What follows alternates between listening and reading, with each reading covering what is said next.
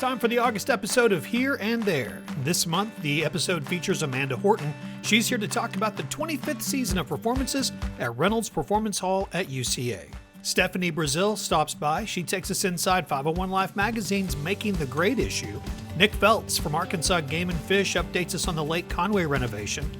Robert Mauldin stops by the studio. We had a fascinating conversation with him about gar, a fish that has an amazing story. And finally, football season is here. 5 Sports Levi, Gilbert, and Tim Roach visit with the Wampus Cat headman, Buck James. That's all this month on Here and There.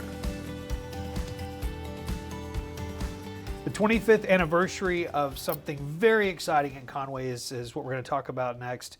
It's not the 25th anniversary of us seeing shows at UCA, but it is the 25th anniversary of a performance hall that's really changed the landscape of entertainment in our city, and Amanda Horton is with us. Good to see you again, as always. And so let's clarify the 25th anniversary. It's of Reynolds Performance Hall. Yes, it's the 25th season that we've had in Reynolds Performance Hall. Okay. And so much has changed in 25 years. Yeah. So,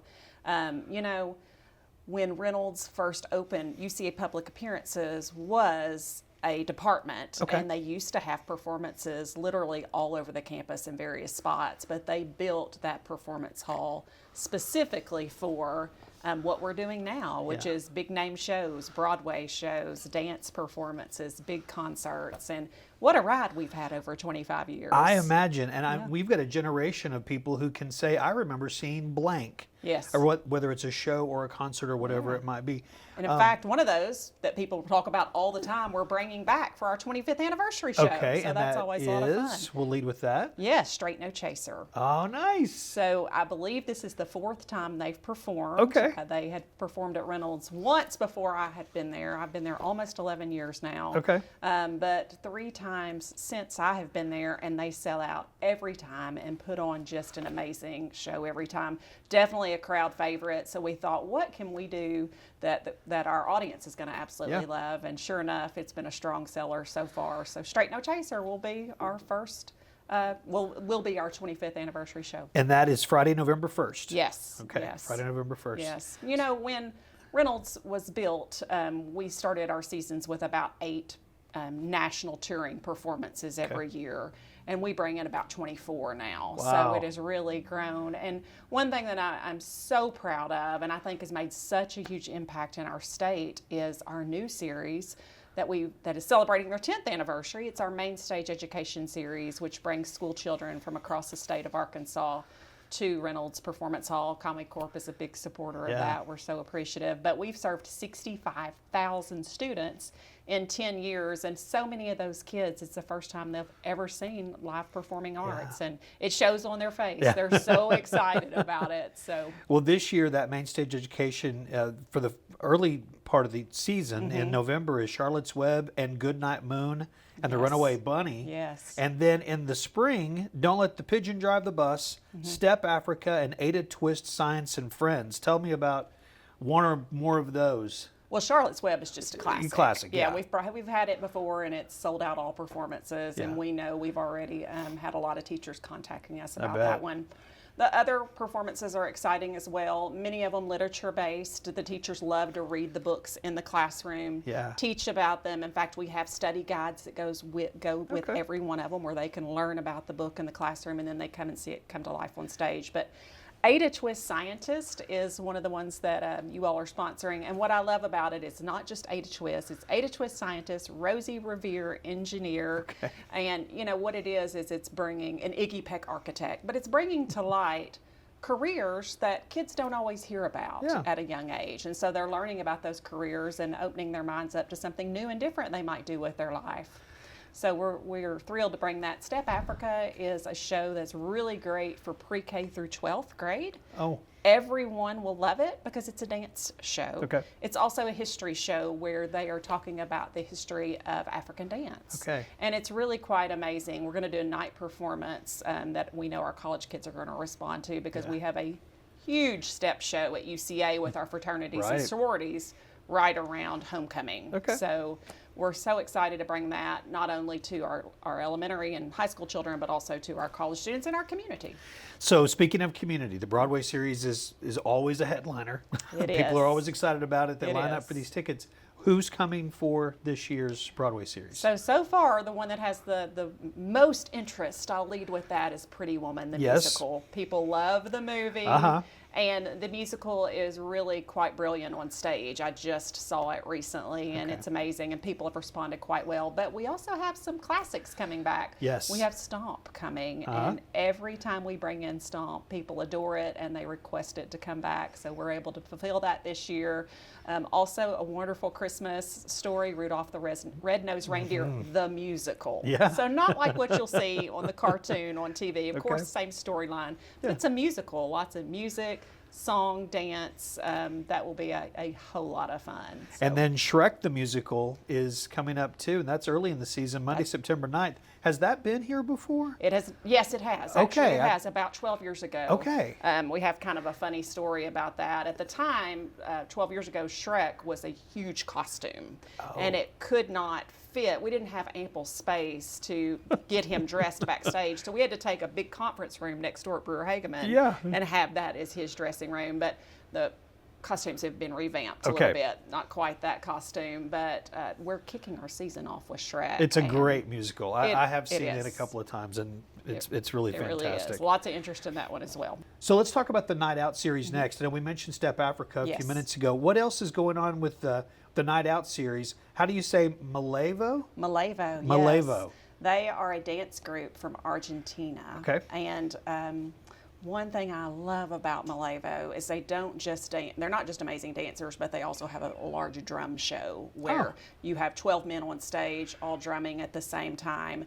They actually have been performing in the summers at Dollywood, and they were the #1 guest resident artist at Dollywood for the past couple of years, so we're excited to have them, but they are from Argentina. It'll be a wonderful production.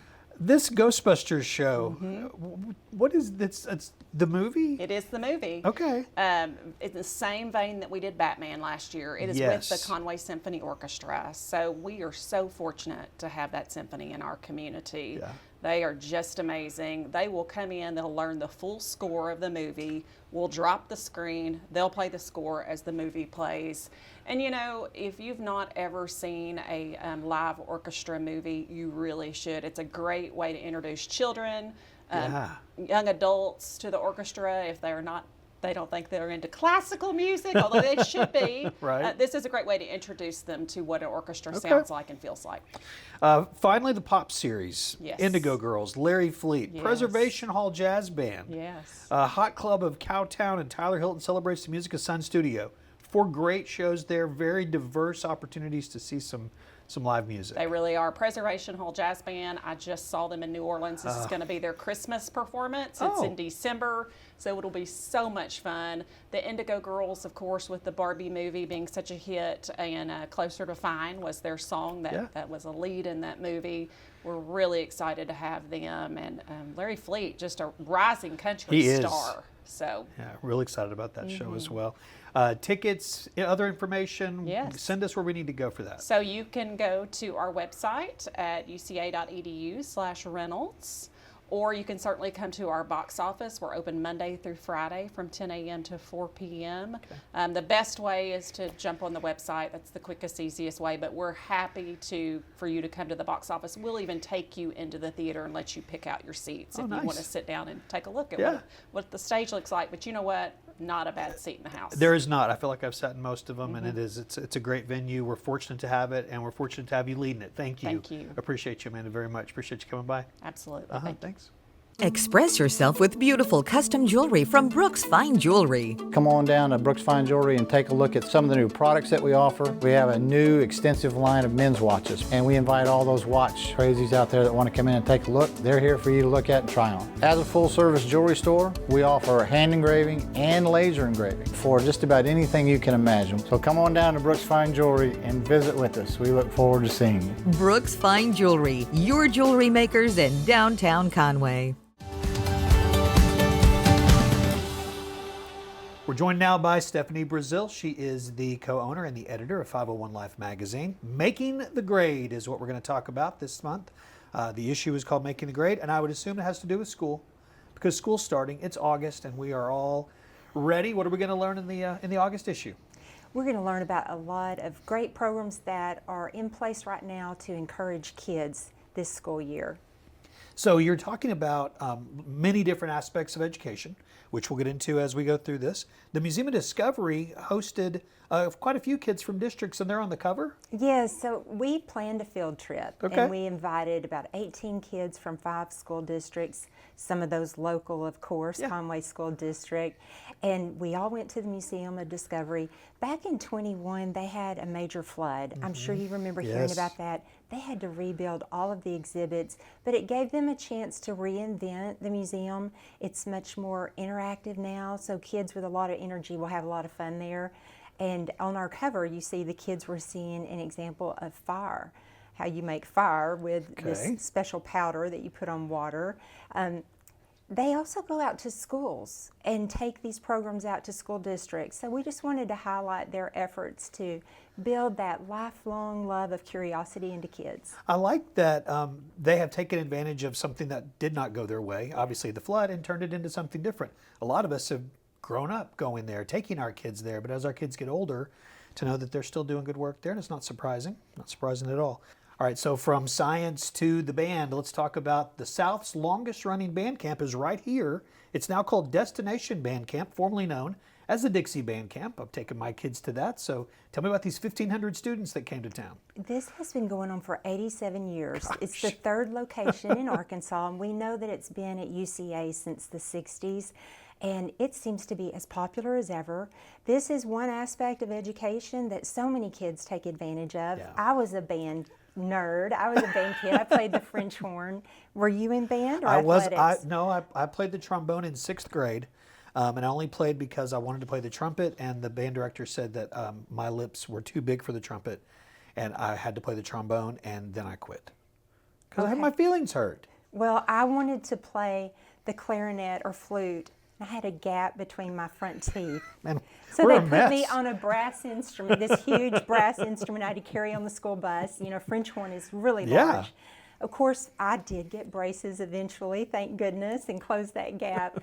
But so I didn't get to play what I wanted to either, but I did that for 4 years and really loved the experience. 1,500 kids showed up at this 2-week camp. First week is junior high. They were at capacity with 950 students. Wow. And then the following week, senior high. And at night, they have really fun activities for them like dances. They went over to the Cabot Aquatic Center and did all kinds of talent shows and fun stuff with them. But during the day, it's very serious. And some of the band directors from this region work at that camp. And they say that it really reignites the passion, and they might lose some students over the summer if they didn't attend this. Yeah, very valuable. Aqua Kids celebrating 60 years. The Bob Courtway swim meet. Talk about the Aqua Kids. You know, this is really an example of how one person can make a difference for generations to come. We know that Bob Courtway taught at Hendrix College, and he started this Aqua Kids swim club, and they're having a big meet in October, but this month, the month of August, they're really trying to recruit new swimmers, and this is from age 5 through adults of any age. They want to teach basic swim skills, and then, of course, they want you to compete. Yeah. So they encourage you to visit their Facebook page, visit their website, and be a part of this community effort to help our kids know how to swim and swim well. I love that there's a theme through this. I don't know if it was intentional or not, but 86 years as the band camp, and 60 years of Aqua Kids, and 95 years of Conway Corporation. We're 5 years out from our 100th anniversary, but the story that you have for Conway Corp, supporting the next generation of leaders, which is something that's been important here for a long time. You know, that's something that we really noticed. Of course, in 1929, signed that charter to begin this wonderful organization. And I think through the years, as I looked at the history, you all have added different services and, of course, television programming like this, quality television program, local. And also, you all are giving scholarships to high school seniors because you want to build that next generation of leaders in our community. So we wanted to highlight that and educate people about how that works. Well, thank you for doing that. We're glad to. Reading that. City of Hope Outreach, they do great work and have for a very, very long time. They offered a summer academy over the past few months. They did, and we have some darling pictures of the kids who attended that. They offer this academy throughout the school year as well, but this summer on Tuesdays and Wednesdays, kids could come together and do art, learn a lot about financial literacy, and they give them play money, and they kind of use that as an incentive to behave well and participate, and you can lose money if you don't. Then you get to spend that at the market. Yeah. And also, I understand that Palmer Music came over and did some music with them. Great. So just really nice. But one activity they did in particular was they colored on the grocery bags that are then loaded and given to people in need. And they wrote encouraging messages inside. Oh, nice. So just really bringing that all full circle, teaching these kids skills to have a good life, and then also letting them minister to others. Wonderful. Not surprising that the City of Hope folks would do that. Our friend Chef Don Bingham is back. He wants us to savor the end of summer. You always have me at Chef Don Bingham. What's he up to this time? He cooked so many dishes for this issue, and I didn't get to taste any of it, but some of my coworkers did. Okay. But we have recipes for meatloaf, cream-style corn, fried okra, skillet, squash, cucumbers and onions, and green beans and new potatoes. And even though those seem like standard things, different people may want to see his recipe, how he does those different things, and it looked delicious. Well, I would look forward to seeing them because I'm curious what he's done with it. As summer's coming to an end, we get ready for fall. Now, of course, the first few weeks of football season still feels like summer. It's usually pretty hot there, but we start looking forward to football, and I know you all continue your tradition of a great publication that comes out around this time of year. Yes, just wanted to mention that everybody, of course, this is last year's edition, but everyone can be looking for the 2024 501 football team, 35 players from around the region. We've increased that a little bit. Nice. There's a couple of schools that have added 8-man teams, so we had a player chosen from those schools as well. And really an elite team because of what they do on the field and their efforts off the field. Good. So we're just really proud of these young men and look forward to highlighting them around mid-month. These will be delivered to schools and put on stands. Okay, and very of good. course, available digitally Yes. at 501lifemag.com. Perfect. Thank you, Stefanie. Appreciate it. Thank you. Thanks. There's fast. Then there's 1 gig fast. Stream, play, shop, and chat 20 times faster than average broadband with new 1 gig internet powered by Conway Corp. 6 o'clock, headed into the shop, got some coffee. I usually say a prayer that everyone will be safe, and we'll go in here and get orders and see what we got going for the day. The day begins early for Conway Corp linemen like Cy Anthony, and a typical day doesn't really exist. Cy and his crew check the work orders and then head out for the day.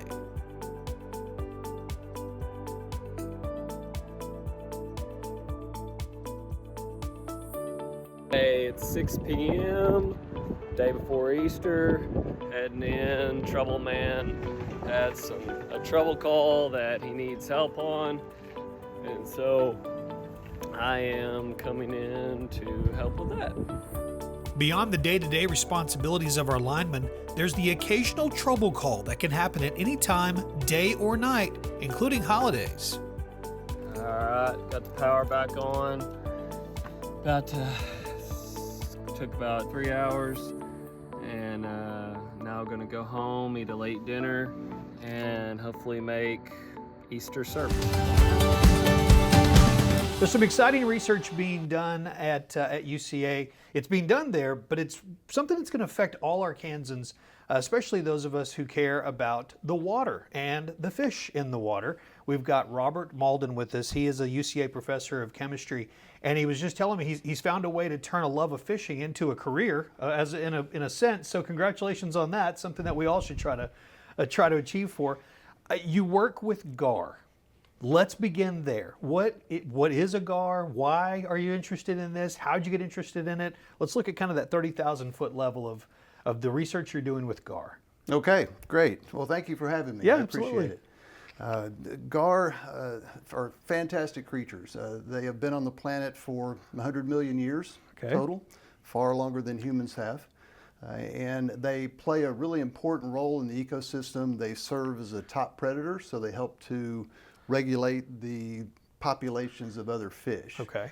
They've been vilified, though, over the years. They've been thought to eat humans. They've been thought to eat all of our game fish. So a lot of fishermen will kill them and just throw them on the boat launch, kind of thing.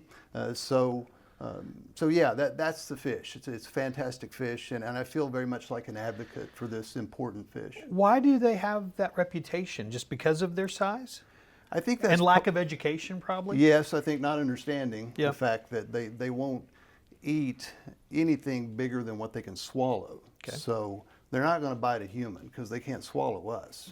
So that's a big part of it. In addition to that, there were some reports from back in the 30s and 40s of gar attacking humans, and most of those have been discounted. Most of those probably were alligator and not alligator gar. So that's part of it. But the more we understand about these fish, the more we realize how important they are for the ecosystem. This may be a real simple question. It may be a question that can't be answered. So it's going to fall in one place or the other. Do we know how many there are? How many gar there are? Yes, excellent question. No, the Game and Fish Commission here in Arkansas, conducts that type of work regularly. They assess numbers of different species of fish in our waterways.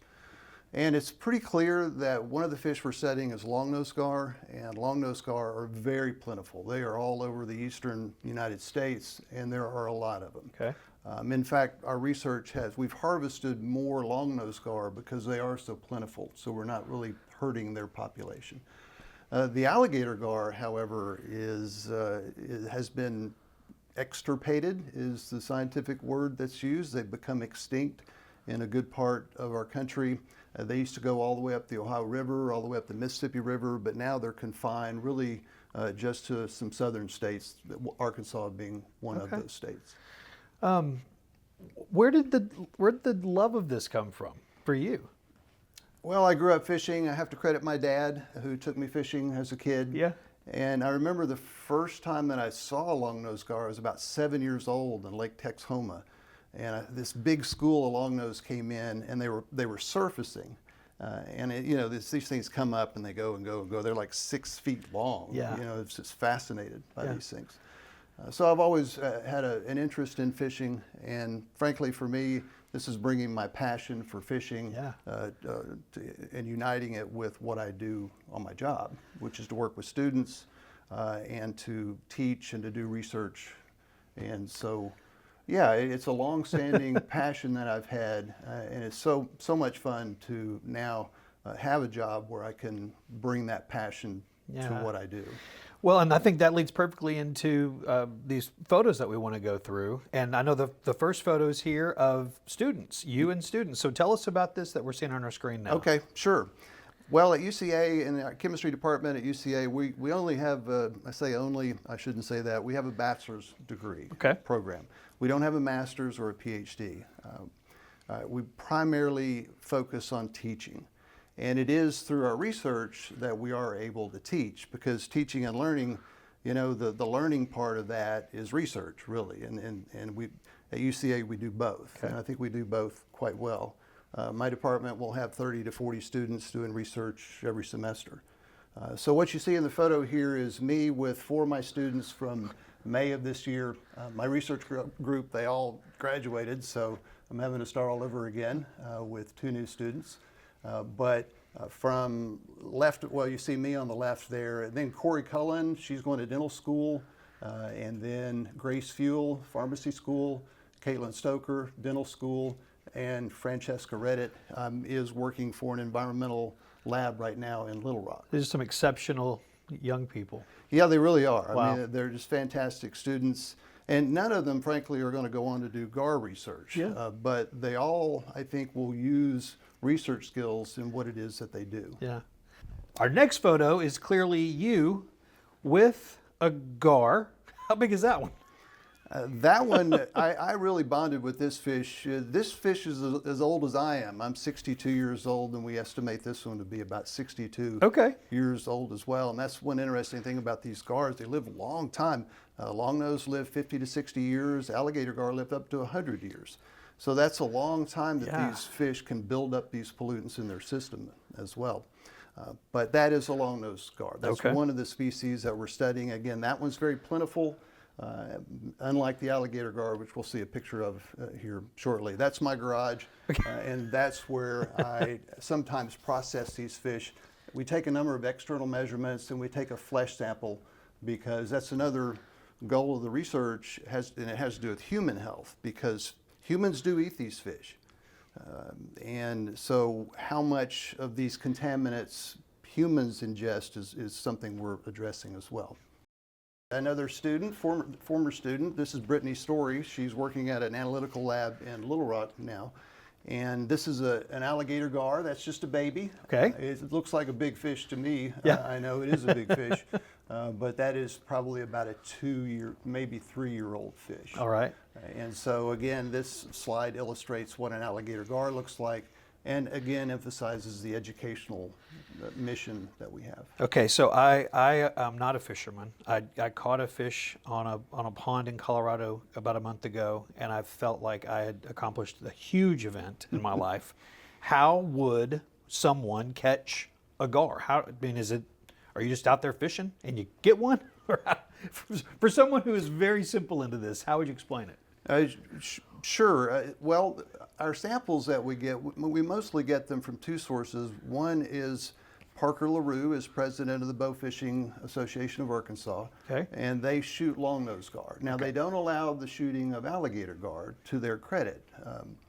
So that's one source of the fish that we get. Another source is that these fish get tangled up in fishermen's nets. Okay. And so we have a contact, James Munson, who's out of Mayflower, and he's a commercial fisherman, and these gar will get caught up in their nets, and if they can't come up to the surface and breathe, they have a primitive lung, they'll die. Okay. And so, but in terms of the actual rod and reel fishing, which I've done quite a bit of, I have to credit my colleague Mark Spitzer for turning me on to alligator gar in general, but also fishing for them.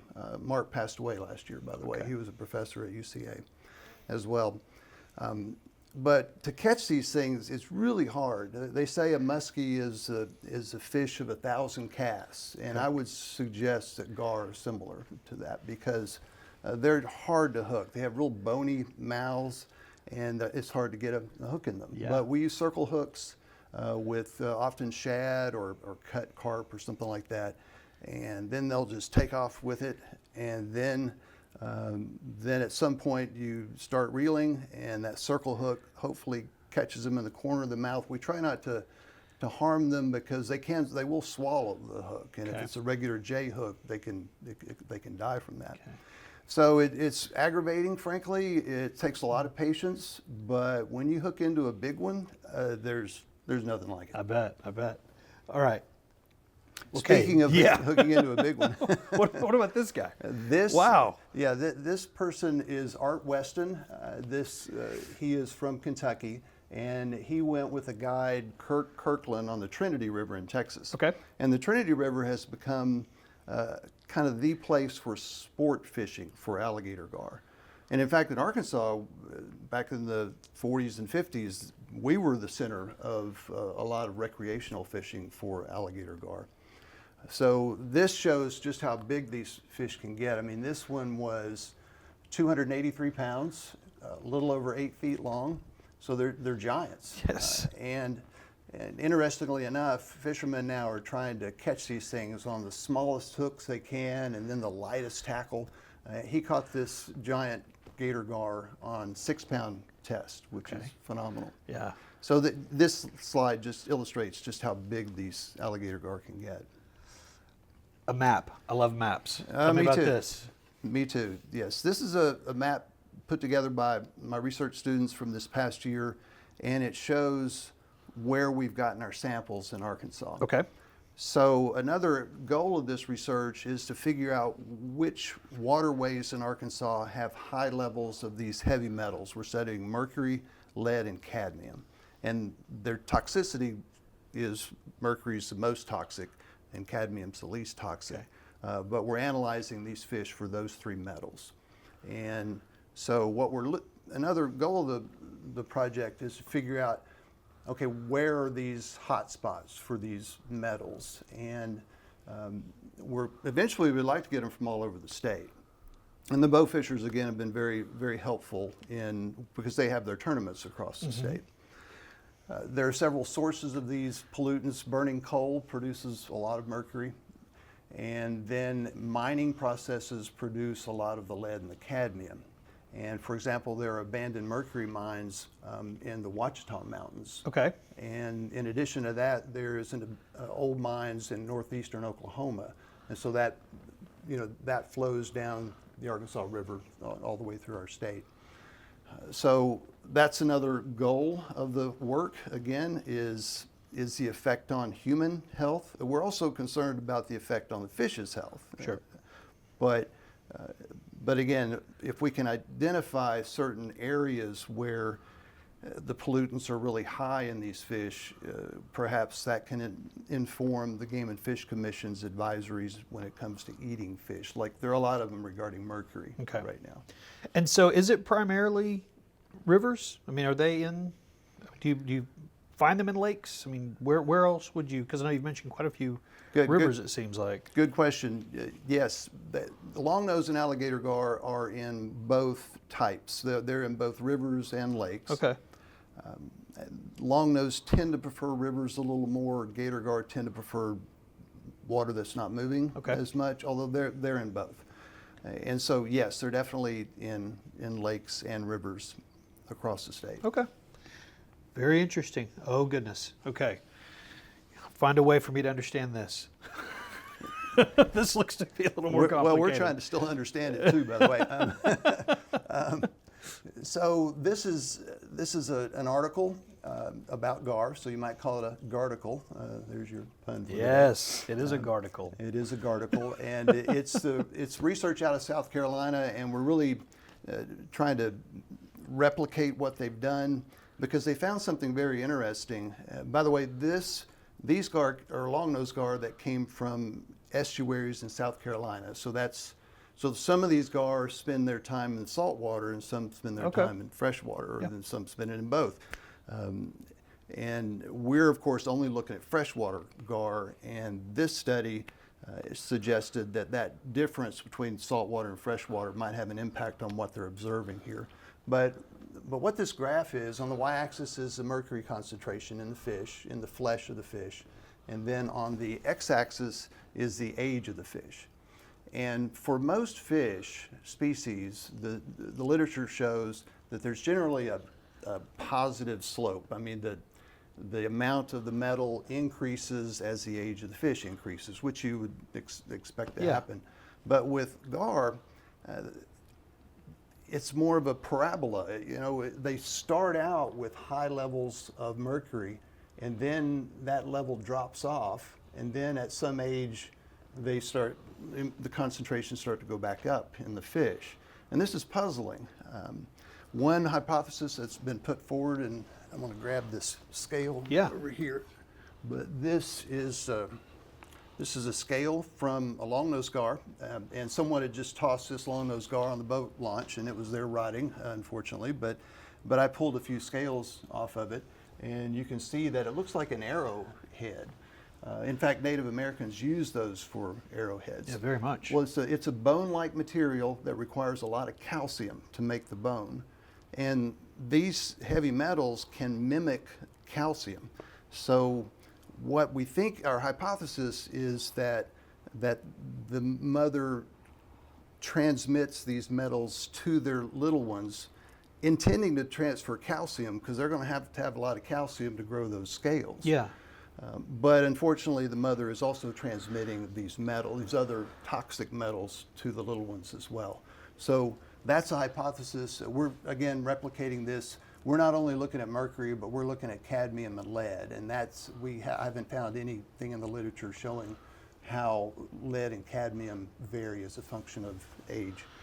And there's one other thing here that you've grabbed. What is this in your hand now? Okay, this is a jawbone from a longnose gar.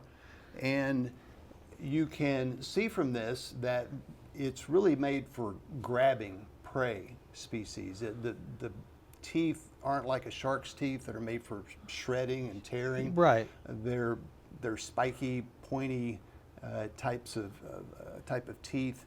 And what a gar will do is it kind of stays near the surface of the water and acts like a log, basically. They're long and slender, so they look like a log. And then they wait until a fish comes along, and they usually bite at it sideways, one way or the other, and they grab that fish. And then once they grab it, their tongue is forked, and it has a sandpapery kind of surface to it.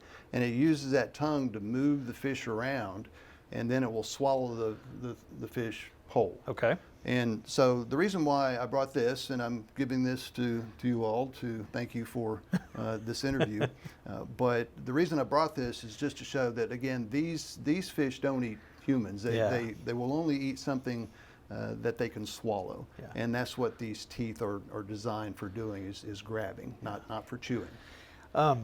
You have earned a nickname that I think is very appropriate, Mr. Gar. My dad calls me Mr. Gar, yes, and I think that you might see the meme that's showing now. We're showing it. I made that meme. And I'm just fascinated by these fish. I think we can learn a lot from gar. Gar have, for example, a kind of their snout, their mouth is kind of turned up on the edges, so it's like they're always smiling. Always smiling, yeah. And we can learn a lot from gar in that respect.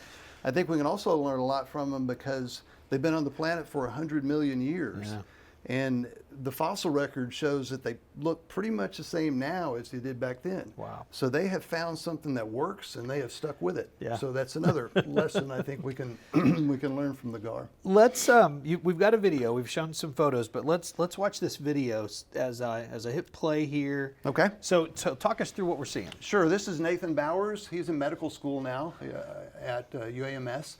And he's releasing a long-nosed gar. I caught this one by rod and reel, and that's one thing I can offer my students is take them on a gar fishing trip as well. Now this fish, one eye was gone from this fish, and you can see it kind of turning around in the water, trying to look around and see which way it's going to go. Also, you can see some air that just came out, some bubbles that came out, and here in a moment it's going to come up to the surface and it's going to gulp some air, and that's what allows gar to live in real low oxygen environments, is that they not only can get oxygen through their gills, but they can get oxygen. There it went right there. It came up and they call that porpoising. And it's so cool when you're fishing for these things too, to see a school of them come through, because they're all kind of coming up and porpoising. Yeah. Like that. So yes, that video shows, again, another one of my research students, but also shows you a long-nosed gar that's alive and not dead like this one. And it also shows how they've been able to survive so well. Yeah. Is because they're very adaptable. They can live in waters that a lot of fish can't. Yeah. Well, you are obviously quite the advocate for them. And that's anytime that we get a chance to have someone on the show that is passionate about something and can speak to that, it is interesting for all of us. So thank you. Thank you very much for being here and for sharing this with us. And let's say people wanted to know more. Is there a place that they can go more? What would a resource be if people are interested in the research that's being done?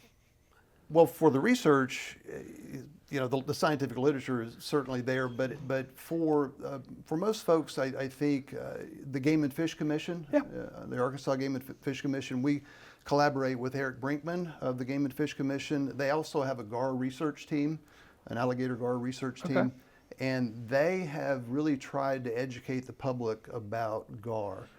And they have taken steps to preserve, especially the alligator gar, which is somewhat endangered. So the other thing is, just to get out there and get out in nature. I have a general concern about the future of humans and the planet. That is that we're not very attached to nature much. I see my grandkids on their screens all the time, and it worries me that they're not getting that experience outdoors that I grew up having. Yeah. And I'm glad I did, because it developed a real appreciation for me in terms of these creatures and just nature in general. Right. Humans are very much a part of nature. We're not separate from it, we're a part of it. And that connection, I think, is really important. So that would be the other thing I would say, is just to get outdoors. Yeah, very good.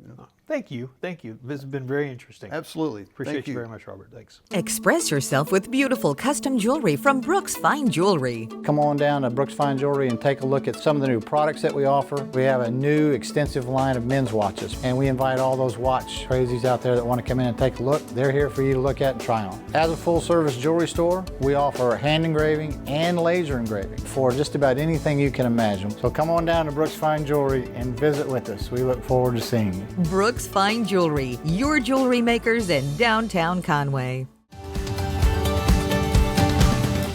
It's coming up on a year since the drawdown began at Lake Conway, and Nick Feltz is with us to give an update on that Lake Conway renovation. If you drive I-40, you've been seeing more and more of the lake bed, I guess, as it's officially gone down. But where are we with the project? It's been, like I said, been about a year since the drawdown began. Right. So the initial drawdown was very slow. Yeah. You know, in September 1st of last year, we opened up one gate, and then kind of through the fall and winter, we opened more and more gates. Okay. And part of that reasoning was to get the lake low enough to do a lot of the kind of surveys and check a lot of the boxes that needed to be checked. And then, but now we're full-fledged. Everything's open. You know, we just got basically 12 inches of rain in 2 weeks, That's so right. that changes some things. But you know, this first year, it was always presumed like it was very much a getting ready phase. So things are kind of on schedule as far as that goes. Absolutely. Like, things have happened in the Timeline. first 12 months that Yep, you thought timeline has not changed. You know, the major parts of the project in terms of building a new dam, really improving and expanding our boat lanes, which is access throughout the lake to kind of get from point A to point B because there are so many stumps in the lake. Those two key things, we had expectations to be started, you know, right about now. We have had some holdups with permitting, but at the end of the day, you know, that's why we set a 5-year timeline on a project like this. Have there been any surprises? I mean, I guess you kind of know what's down there, but as the lake has gone down, have there been things that you've seen that were like, nothing too wildly strange. So we had a big tornado come across the dam in 2015, and we had a agency-wide cleanup where, again, it was a full lake at the time, so there's boats out on the lake trying to pull as much of the trash out of the lake as possible. And so I guess it was surprising to still see so much volume of remaining tornado debris with the water coming down. There's a double axle trailer out there. There's just loads and loads of sheet metal out in the lake, lots of shingles, all kinds of debris still from that tornado. And this is me. So often when we do these interviews, I realize I just don't know anything. I was thinking, well, it's just stuff that's fallen out of boats. It's just people being lazy. It's so much more than that. So much more than that. And honestly, you know, you start thinking about it, the lake's been there for 75 years, and we've never truly had major renovation like this. You know, we've had minor, short-term, 3-month drawdowns just to do some maintenance type things on the dam or whatnot. So we've never had anything quite like this. And because of that, we've never really had any kind of organized litter cleanup efforts in 75 years. So, I mean, that's 75 years of buildup of, you know, people purposefully littering in the lake, stuff coming in from the creeks and waterways that feed into the lake, and then obviously and unique things like the tornado. Well, that one in 2015, but there have been others that have, I'm sure, carried and ended up dropping into the lake. I know that we're kind of past the window of where the public has been able to be involved, but how did that go? What was that like over this past year? So, had very low public participation.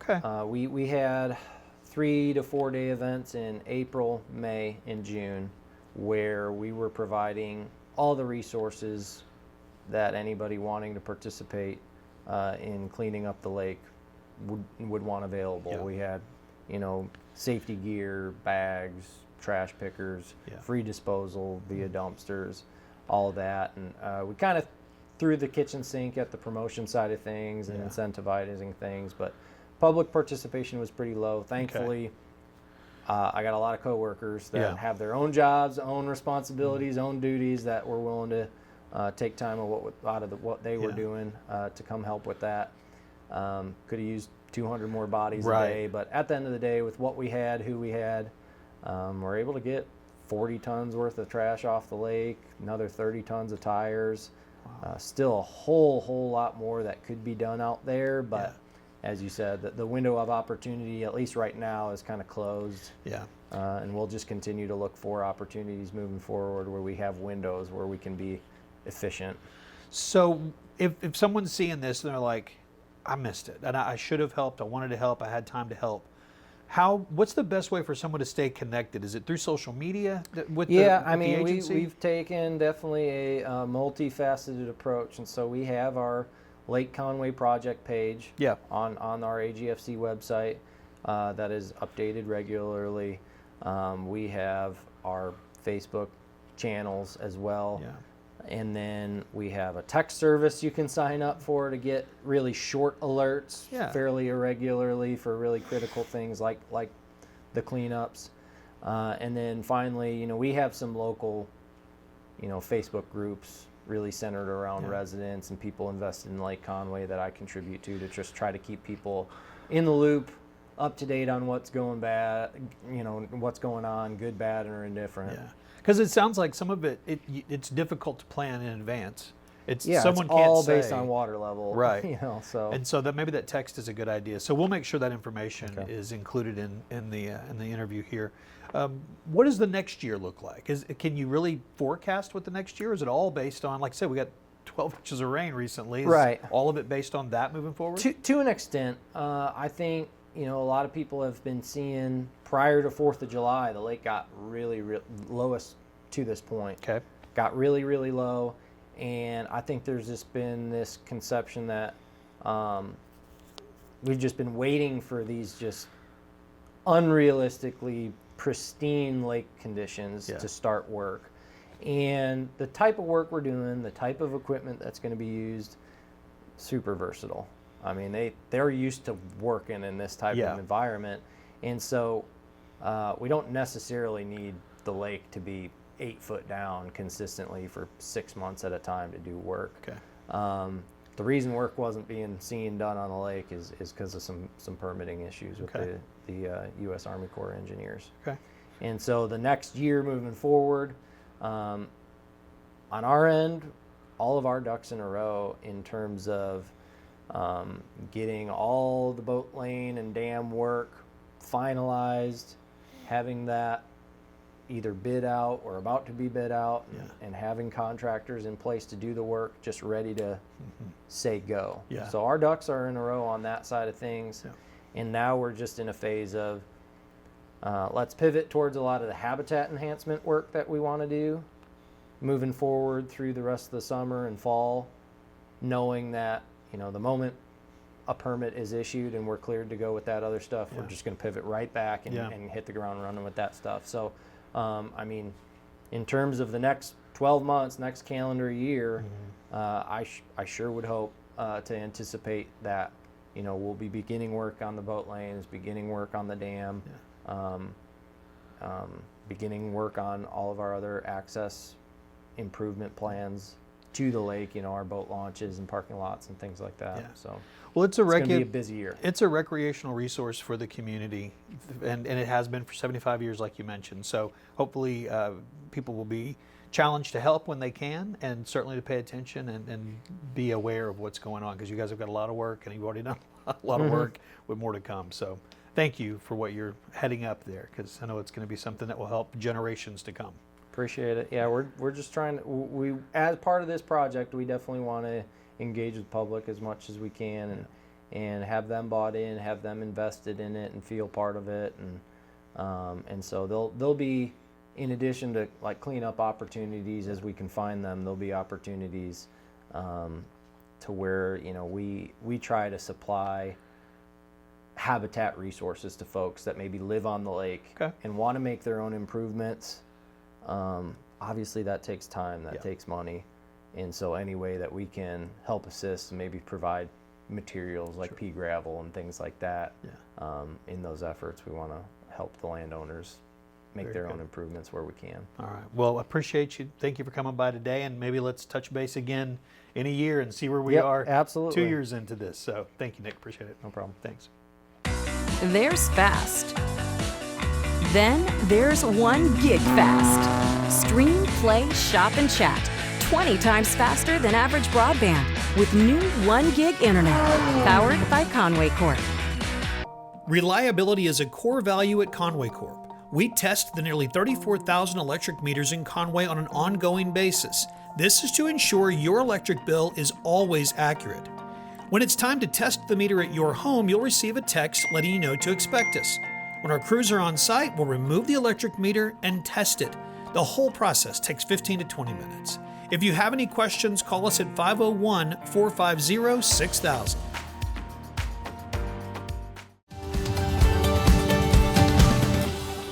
The 2024 Wampus Cat football season begins on the road August 30th at Jonesboro. It'll be our 24th season to cover the Cats, and the voices of the Wampus Cats, Levi, Gilbert, and Tim Roach, sat down recently with head coach Buck James for the Wampus Cat preseason show. They asked him to reflect on year 1 as the leader of Conway High football. Well, I was proud of our kids. I thought our kids played extremely hard. They bought into a system that probably wasn't the same as what they were used to. Not that it was better, it was just different. And I think our kids responded well. I thought we got better as the season went on. I thought we ended up being a player or 2 away from playing for a state championship and having a chance to even win a state championship. And, we were closer than probably most people would look at it. But from a coach's standpoint, I thought we were a player or 2 away, and we've got to improve. We got to get better. Unfortunately, we lost some of those key guys that were playing for us, and we've got to have some guys take their spot, and we've got to take a step forward. Coach, so this is technically your second year, but really, to Levi's point, you got started late in last year. So you've had this full year really to get an off-season program in, all the things that you wanted to do. What has been this year prep into this second year? What have you done to get your DNA embedded into this program? Well, I think the biggest thing is we've gotten stronger. That was my number 1 goal, is to catch us up to where we should be. And, when we got here, we had 1 400-pound squatter, and I think we had 1 300-pound bencher. And, right now we have 25 500-pound squatters, and we have about 15 to 20 300-pound squatters. So we've gotten stronger. I think the key for us now is we got to become better football players. And, the old adage, if you can't catch me, you can't press me. And, we've got to get where we can move. We got to get where we know what we're doing. We got to be able to battle under fire. And we've got to keep getting better at football. And, strength is a big part of it, but it's not the complete component of being a good football player. And, we've had some coaching change. We've had some turnover. We've moved some guys around. And, we've got a lot of things that we've got to get used to. We've had 2 really good weeks in July when we've had everybody here. But at the end of the day, we just got to get better at football, and our football IQ has got to improve. Now, Coach, you had an incredible end to the regular season last year, record crowd here at John McConnell Stadium. You've had this full year to reflect and see how things are working here in Conway. What has stood out to you about the way this community is supporting your football program? Well, they're passionate. There's no doubt about it. I think it's important. Wampus Cat football, like all our athletics here, is important. I think, it was an eye-opening experience when we went to Bentonville, and we had as many people there as they did. And, they were on their feet and cheering and really pulled us along in the Bentonville game. And, they did a great job of supporting our football team. I think Conway's hungry for a winner. And I know Buck James is hungry for a winner, and our coaches and players are hungry for one. But, it's a step-by-step process. It don't just happen overnight, and you got to have good players. I don't care how many good coaches you got and how much scheme and how much weight room you've done. You got to have good players, and our guys have done a great job of buying in. We don't have everything we need right now, but the tools are in the toolbox. We just got to find a way for them to be successful. So Coach, if we look at your non-conference schedule, with the reclassification churn and cycle that goes on, there's a lot of different changes. We get one now non-conference team in Jonesboro who moved to 6A. We now have them on the schedule as a non-conference. We have to go there first. Then we play Bentonville, which is always the tough one, and then you've added Marion, which I've seen film on them, and they're scary good. Talk a little bit about your non-conference schedule. Well, I think it fits all the pieces. You know, I mean, I think Jonesboro's a big, strong team. You would not believe how much bigger they are this year than they were last year. I've had about 6 or 7 move-ins that have really changed the complexion of their team. Very big offense and defensive line. They've got skill guys and a very talented football team. And this is the second year for their coach to be there, and he's trying to do the same things we're doing. I think going to Jonesboro on week 0 is going to be a good test for our football team. And then coming back against Bentonville, I mean, enough said there. They're a very talented football program. They always have all the pieces to the puzzle. They're very good at what they do, very well coached, very disciplined football team, and bring it every single night they play. And so that's a great opener for us at home. And by any means, we're not have a weak schedule there. And then Marion is probably one of the most up and coming. Got a new coach that has been there for a couple of years, and they've got several Division I players. Probably have one of the best linemen in the state. I think just committed to LSU, and very talented football team. I'm used to playing them. We played them when I was at Bryant, and you know, very athletic football team. We've seen them a few times this summer, and very talented. And we're going to have a lot of speed, and so it covers all the boxes for what we're going to see in our. And you want your non-conference schedule to sort of mirror what you're going to see throughout the season. And I think we've got a tough schedule. I think we have an athletic schedule, and I think we have something that's going to give us a chance to prepare for each team we play through the next 7 weeks. Well, 2 major changes in the 7A Central. We mentioned Jonesboro dropping back down to 6A, and then Northside moving to the 7A West. All of that because you've got 2 private schools moving up from 6A in Pulaski Academy, Little Rock Christian, 2 teams that have championship pedigree in the 6A and 5A in previous years. Somehow, you know, you add that into the mix with us and Cabot and Bryant and North Little Rock, somehow the 7A Central's got even more competitive. Yeah, finishing in the top 6 would be a pretty good team. And that's just really no lie to that. I mean, Coach Reed from Cabot were talking about that. I mean, you finish in the top 4, you got a really good football team. And you know, those guys got almost 20 state championships between both of them. And, you know, I coached at Little Rock Christian for a couple of years, and, you know, people ask me all the time, how are they going to do? They're going to do just fine. I mean, they're going to be very well coached. They're going to have all the pieces that they need. They always going to have the players they need. And, you know, the thing that's probably hurting them just on the hoof coming in is depth and how well they stay healthy. But 1-on-1, you know, 11-on-11, 22-on-22, will be as good as any football team in the state year in, year out. And very, very good programs. Spend the money. They have they check all the boxes for what good high school football programs have. And you know, it's going to be tough. And you know, and that's the way it should be. This is probably without a doubt the best conference in the state of Arkansas, top to bottom. And it just got a little tougher. You know, if a kid wants to see if he can compete and he can play and he wants to play at a high level, he can find out in the 7A Central for sure. Your first chance to see the Cats will be Tuesday, August 20th at home for the benefit game versus Mauldin, and the first regular season game Friday, August 30th at Jonesboro. We'll have the broadcast for you here on Conway Corp Channel 5. Thanks to our guests this month, and thanks to you for watching here and there.